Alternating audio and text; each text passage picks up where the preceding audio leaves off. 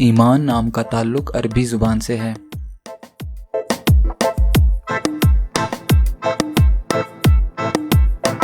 ईमान नाम का शुमार लड़कियों के नामों में होता है।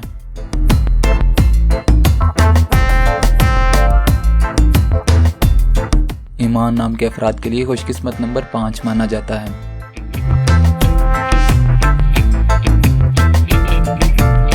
ईमान नाम का मतलब दिल से यकीन करना और इकरार करना है।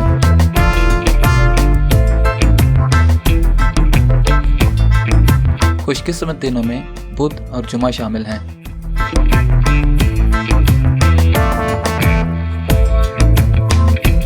खुशकिस्मती वाली धातों में हिंसों के हिसाब से कांसे शामिल हैं।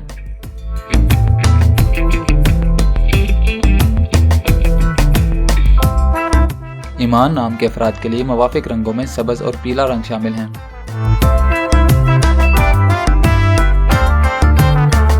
ईमान नाम के अफराद के लिए मुवाफिक पत्रों में नीलम शामिल हैं।